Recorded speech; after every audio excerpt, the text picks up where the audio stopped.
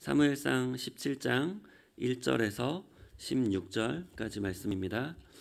블레셋 사람들이 그들의 군대를 모으고 싸우고자 하여 유다에 속한 소고에 모여 소고와 아세가 사이에 아베스다밈에 진침해 사울과 이스라엘 사람들이 모여서 엘라 골짜기에 진치고 블레셋 사람들을 대하여 전열을 벌였으니 블레셋 사람들은 이쪽 산에 섰고 이스라엘은 저쪽 산에 섰고 그 사이에는 골짜기가 있었더라. 블레셋 사람들의 진영에서 싸움을 도두는 자가 왔는데 그의 이름은 골리앗이요 가드 사람이라. 그의 키는 6규빗 한 뼘이요 머리에는 노투구를 썼고 몸에는 비늘 갑옷을 입었으니 그 갑옷의 무게가 놋 5천 세겔이며 그의 다리에는 놋 각반을 쳤고 어깨 사이에는 놋 단창을 메었으니 그 창 자루는 배틀채 같고 창날은 철 600세겔이며 방패든 자가 앞서 행하더라. 그가 서서 이스라엘 군대를 향하여 외쳐 이르되 너희가 어찌하여 나와서 전열을 벌였느냐? 나는 블레셋 사람이 아니며 너희는 사울의 신복이 아니냐? 너희는 한 사람을 택하여 내게로 내려보내라. 그가 나와 싸워서 나를 죽이면 우리가 너희의 종이 되겠고 만일 내가 이겨 그를 죽이면 너희가 우리의 종이 되어 우리를 섬길 것이니라. 그 블레셋 사람이 또 이르되 내가 오늘 이스라엘의 군대를 모욕하였으니 사람을 보내어 나와 더불어 싸우게 하라 한지라. 사울과 온 이스라엘이 블레셋 사람의 이 말을 듣고 놀라 크게 두려워하니라. 다윗은 유다 베들레헴 에브라 사람 이세라 하는 사람의 아들이었는데 이세는 사울 당시 사람 중에 나이가 많아 늙은 사람으로서 8 아들이 있는 중 그 장성한 세 아들은 사울을 따라 싸움에 나갔으니 싸움에 나간 세 아들의 이름은 장자 엘리압이요 그 다음은 아비나답이요 셋째는 삼마며 다윗은 막내라. 장성한 세 사람은 사울을 따랐고 다윗은 사울에게로 왕래하며 베들레헴에서 그의 아버지의 양을 칠 때에 그 블레셋 사람이 40일을 조석으로 나와서 몸을 나타내었더라. 아멘. 오늘은 구약의 그리스도 52번째 시간인데요. 저는 오늘 본문 말씀을 가지고 힘과 믿음이라는 제목으로 함께 은혜를 나누고자 합니다. 오늘 읽었던 본문은 세상 사람들도 잘 아는 내용인데 보통 다윗과 골리앗이라고 이렇게 부르게 됩니다. 어떻게 보면 사람에 집중하고 또 사람의 능력이나 또 그러한 작은 능력임에도 불구하고 또 어린 소년임에도 불구하고 용감함으로 그 난폭하고 흉악한 큰 거인 골리앗을 쓰러뜨렸다는 그러한 내용입니다. 사실 이 말씀은 우리가 주일학교 때 특별히 어렸을 때 이렇게 많이 들었던 말씀이고 또 하나의 이야기처럼 이렇게 들려졌던 말씀입니다. 그런데 우리가 이 말씀을 그냥 주일학교 때 들었던 또 하나의 약간 이야기처럼만 생각한다면 오늘 우리의 삶 속에서 우리가 무너뜨려야 될 골리앗이 누구인지 우리가 깨닫지 못하게 되고 또 그러한 40일 동안 골리앗의 모욕을 듣고도 아무런 반응을 하지 못했던 두려움 속에서 떨기만 했던 이스라엘의 군대처럼 될 수도 있습니다. 이러한 내용을 우리가 기억한다면 우리의 삶 속에서 우리가 쓰러뜨려야 될 골리앗이 누구인지 또 우리가 그 골리앗의 모욕에 반응하지 못하고 있는 부분은 무엇인지 우리가 함께 말씀을 통해 깨닫기를 원합니다. 우리가 사무엘상하 지금 계속해서 보고 있는데 내용의 흐름을 보면은 시대가 바뀌고 있는 것을 볼 수 있습니다. 엘리 제사장에서 사무엘 제사장으로 바뀌고 있고요. 또 사울 왕에서 다윗 왕으로 넘어가고 있습니다. 그런 의미에서 우리가 좀 찾을 수 있는 것은 왜 하나님이 엘리 제사장을 버리시고 또 사무엘 선지자를 택하셨는지 또 사울 왕을 왜 버리셨고 또 다윗 왕을 왜 택하셨는지 이러한 것들을 우리가 깨닫게 된다면 우리는 사무엘 선지자와 같이 어떠한 모습을 우리가 추구해야 되고 엘리 제사장의 모습을 어떤 걸 버려야 되는지를 알 수 있게 되고요. 또 사울 왕에게서 우리가 버려야 될 사울 왕의 모습이 있는지 또 우리가 추구해야 될 또 노력해야 될 다윗 왕의 모습이 있는지를 우리가 또 볼 수 있습니다. 사무엘상 전체는 이 17장은 58절까지 좀 길지만 힘이라는 내용으로 또 그 힘과 또 반대를 이루는 이 믿음이라는 힘과 믿음이라는 이 주제를 가지고 보면 하나님의 이 역사하시는 그 흐름, 그 섭리가 좀 더 자세히 보입니다. 첫 번째로 진짜 문제는 두려움 그 자체입니다.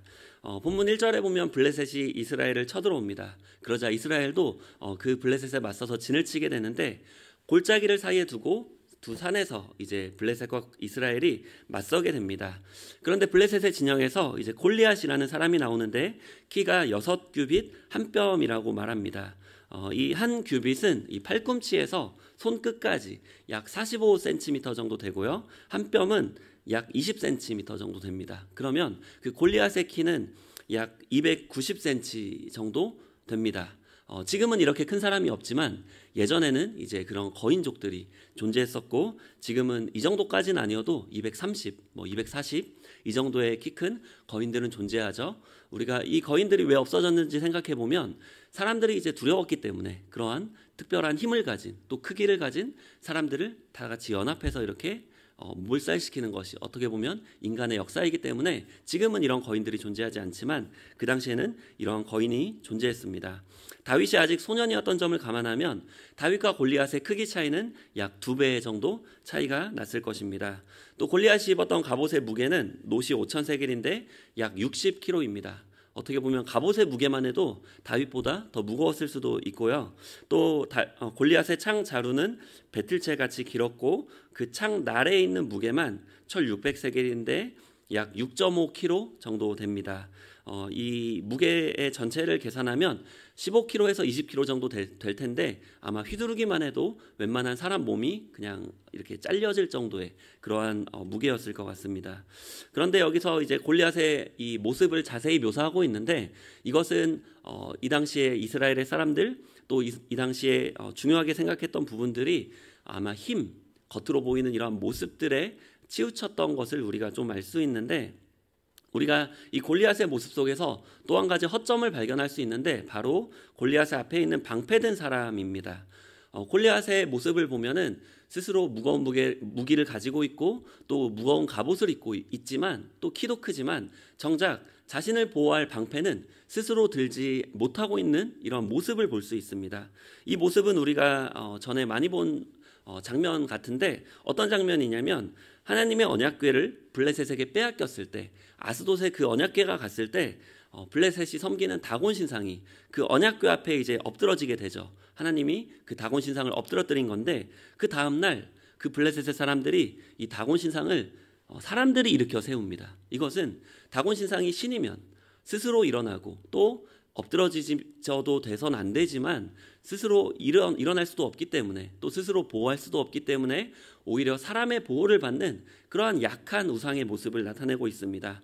마찬가지로 골리앗도 덩치가 크고 또 키가 크고 무기도 엄청 무겁고 또 갑옷도 무겁지만 결국 스스로를 보호할 수 없기 때문에 앞에 방패든 사람이 있어야만 자기를 지킬 수 있는 그러한 겉은 무서워 보이고 커 보이지만 연약한 모습이었다는 거죠. 결국 그 이스라엘과의 블레셋의 싸움 속에서 문제는 골리앗의 힘도 아니었고 능력도 아니었고 그 골리앗의 모습에서 이스라엘이 떨었던 두려움 때문입니다. 어떻게 보면 우리의 삶 속에서도 그 현실적인 문제보다 어떻게 보면 우리가 그것을 생각하는 우리의 마음, 그 두려움 때문에 우리가 정작 아무것도 못할 때가 많이 있습니다. 우리의 삶 속에서 골리앗은 무엇일까요? 저는 두 가지를 좀 생각해 봤는데요. 첫 번째는 돈입니다. 오늘날에는 예전처럼 계급이 있는 것도 아니고 또 어떠한 이러한 귀족과 왕 이런 걸로 나뉘어지지 않고 오늘날은 어떻게 보면 자본주의 사회이기 때문에 돈이 많으면 옛날과 같이 힘이 있는 그러한 시대가 된 것 같습니다. 그래서 우리는 어떻게 보면 돈이라는 이 골리앗에 우리가 좀 더 두려워하게 되고 좀 더 이것에 많은 영향을 받기도 합니다. 두 번째는 어떤 거냐면 건강입니다. 오늘날 의학이 아무리 발달해도 건강만큼은 우리가 쉽게 지키기가 힘이 듭니다. 이 돈과 건강 이 두 가지는 어떻게 보면 오늘날 우리의 이 성도들이 싸워야 될 골리앗입니다. 그런데 중요한 건 이것에 우리가 자꾸 묶이고 또 이것에 두려워해서 아무것도 하지 못한다면 정말 하나님이 기뻐하시는 뜻대로 우리가 살아갈 수가 없습니다. 우리가 신약 성경을 보면은 이 돈과 건강 이 두 가지를 초월하며 살았던 사도가 있습니다. 바로 바울입니다. 빌립보서 4장 11절에서 13절에 보면은 내가 궁핍함으로 말하는 것이 아니니라 어떠한 형편에든지 나는 자족하기를 배웠노니 나는 비천에 처할 줄도 알고 풍부에 처할 줄도 알아 모든 일 곧 배부름과 배고픔과 풍부와 궁핍에도 처할 줄 아는 일체의 비결을 배웠노라. 내게 능력 주시는 자 안에서 내가 모든 것을 할 수 있느니라. 아멘. 사도 바울은 돈이 많거나 적거나 상관없이 오직 하나님의 뜻만을 추구하며 사는 것을 중요하게 여겼습니다. 나중에 사도 바울은 또 감옥에도 갇히게 되고 또 육체의 가시가 해결이 되지 않지만 사도 바울에게 있어서 그것은 중요하지 않았습니다. 감옥에 갇혀 있더라도 복음을 전하는 것이 중요했고 육체의 가시가 있더라도 하나님의 영광이 나타나는 게 중요했습니다.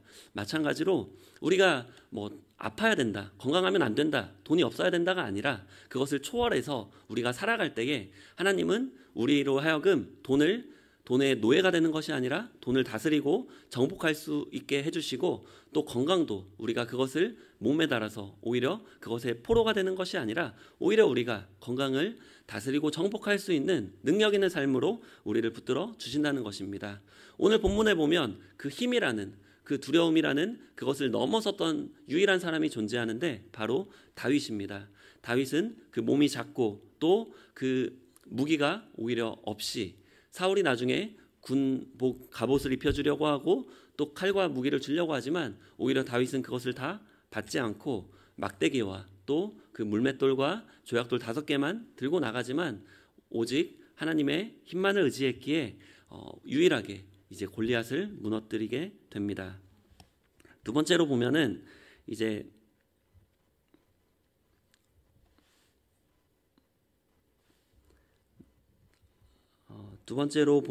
이제 다윗의 그러한 싸우는 모습을 볼 수가 있는데 우리가 두 번째로 볼 수 있는 것은 힘의 기준으로 보는 것이 아니라 믿음의 관점에서 봐야 된다는 것입니다. 다윗이 그 골리앗을 바라봤을 때 만약에 힘의 기준으로 봤었다면 골리앗과 싸울 수 없었을 것입니다. 하지만 다윗은 그것을 믿음으로 바라봤고 자기가 가진 힘이 아니라 하나님의 능력을, 하나님의 힘을 생각했기 때문에 골리앗과 맞서 싸울 수가 있었습니다. 사실 이 블레셋은 이제 이스라엘의 군대를 모욕하고 더 나아가서는 하나님을 모욕했는데 이것이 하루 이틀이 아니라 40일이 반복되었습니다. 그 중에 한 사람 나와서 이스라엘 군대 중에 한 사람이 나와서 싸워라. 만약에 이스라엘이 이기면 우리가 너희의 종이 되겠고 또 만약에 골리앗 내가 이기면 너희가 우리의 종이 되겠다. 즉 대표자 한 사람씩을 세워서 싸움을 한 다음에 그 모든 이제 군대 그 민족들이 이제 그 이긴 사람의 민족의 종이 되는 것입니다. 이것은 어떻게 보면 예수님의 싸우시는 방법과도 좀 유사합니다.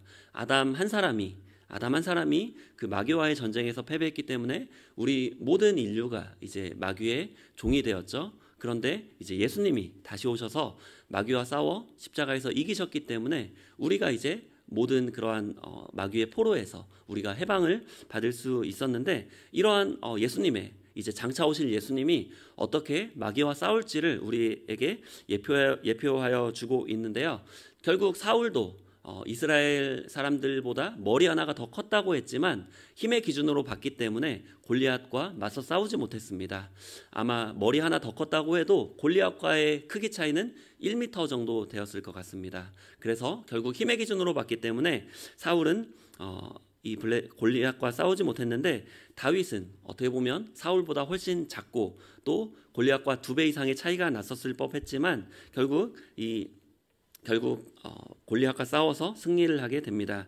골리앗과 싸우러 나갈 때 다윗이 외쳤던 이러한 믿음의 고백이 있습니다. 어떻게 보면 오늘날 코로나 때문에 더욱더 돈과 건강을 우리가 지키기가 힘이 든 시대를 살아가고 있어요. 골리앗은 원래도 컸지만 더 커진 시대가 오늘날의 시대 같습니다. 우리가 아무리 주의해도 갑자기 코로나가 다가오면 우리가 해결할 수 있는 방법이 없잖아요. 그죠? 하나님만을 의지할 수밖에 없는데 즉 힘의 기준으로 보는 것이 아니라 믿음의 기준으로 볼 수밖에 없는데 이 다윗이 그 믿음의 기준으로 고백하며 나가서 싸워서 이제 골리앗과 싸워 이기는데 우리 사무엘상 17장 45절에서 47절 우리 함께 읽고 우리 마치겠습니다. 사무엘상 17장 45절에서 47절까지 말씀입니다. 우리 성경을 보시고 우리 함께 읽을게요. 다윗이 블레셋 사람에게 이르되 너는 칼과 창과 단창으로 내게 나아오거니와 나는 만군의 야훼의 이름 곧 내가 모욕하는 이스라엘 군대의 하나님의 이름으로 내게 나아가노라.